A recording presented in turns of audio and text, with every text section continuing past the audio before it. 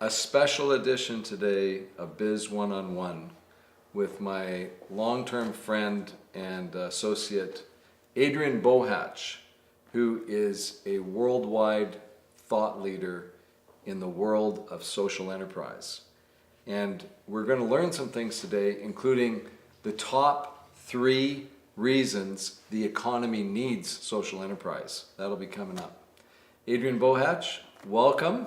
Now, how did you get into the role of being a thought leader and implementing your ideas and others' ideas around quote-unquote social enterprise? You actually took over a struggling charity and said, we're turning this into a social enterprise. Yes. So what is social enterprise? Well, social enterprise, if you or any of your listeners would Google the term, you'd come up with nowadays literally hundreds, if not thousands, of different terms and definitions. The one that we've used for the last couple decades is this: using business methodology to accomplish a public good. Using business methodology to accomplish a public good. Now, if that sounds like a fairly simple, straightforward statement, and if you wrote it down and stared at it a little bit, you will see how different it is, how unique it is, how curious it is in a way, and you'll be able to notice the game-changing aspect of it. It's a game changer for the nonprofit sector. It's a game changer for the for-profit sector. People who engage in social enterprise can be for-profit or nonprofit.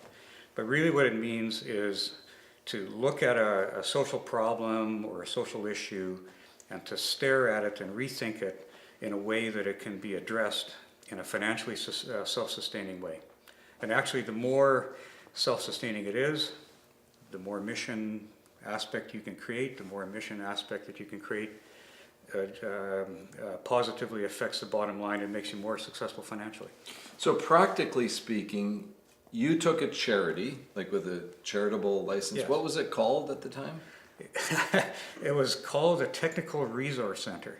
The Technical Resource Center. The Technical Resource Center. And it was a registered charity. Yes. And it was down to like 3 or 4 people. So it was basically just about I would use the term out of business, but it's not a business, it's a charity. Yeah. What did you do? When I first became involved in this, it was functionally bankrupt. It was struggling. The staff were looking for other jobs. The board was all quitting, and it was as typical of nonprofits to get into that situation in a real shambles. In Maslow's hierarchy of organizational needs, it was on life support. I got involved because I had been doing some tithing of my time to help nonprofit organizations using my organizational development background. And your business background, you're also, you buy and sell real estate, and you're a real estate lender, so you're a successful business guy. And so you decide to give back with some of your time. Exactly. So instead of writing checks, I never knew where the checks went. And every time I wrote one, the same people would come back to me the next year and ask for more. So I didn't want to do that. And I think that I'm impassioned by impact.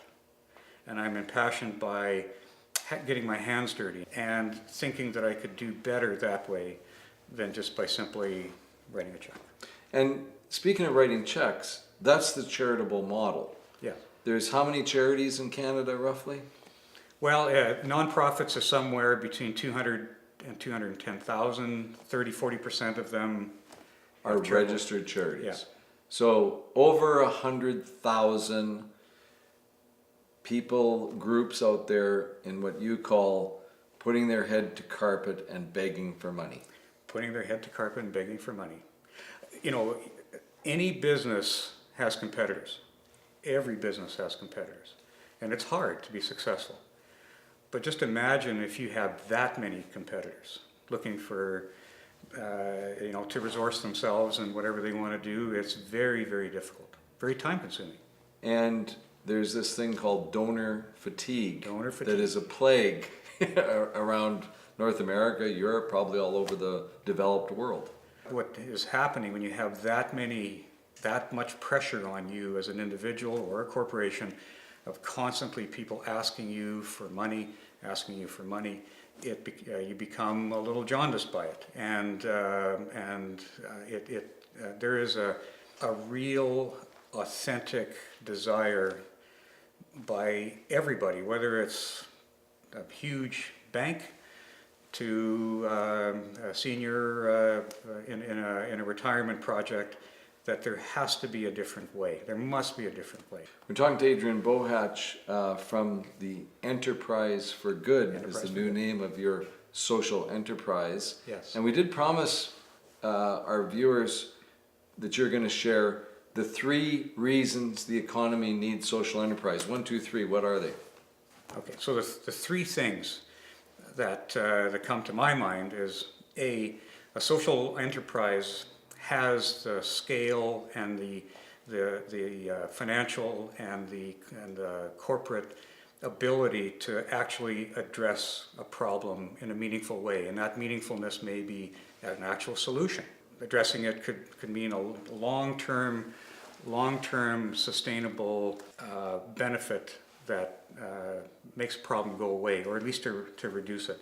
When you think of those 210,000 organizations, there are not more than maybe a handful that have the financial and the organizational bench strength to actually solve a problem. So that's number one. Number one. Number 2 is that people are desiring change. You mentioned donor fatigue. There are other forces at play here. There's a strong sense around the world that institutions have failed us. And number 3? Well, number 3 is sort of a combination of the first 2, and this is impact. And I think that what people desire in terms of change, in terms of bench strength, is they desire authentic impact. They want to see something different. They want to experience something different. And the way that the for-profit world is organized and the way the nonprofit world is organized is not that much different today than it was 10 years ago, 15, 20, 30 years ago. And the impact of things just hasn't been recognized by the public at large. I mean, has hunger gone away? Has kids with disabilities gone away? Has really any social issue gone away, or has it actually increased? We're talking social enterprise on the special edition of Biz One-on-One with Adrian Bohach. And when we come back, he's going to share with us the 3 things that nonprofits are addicted to.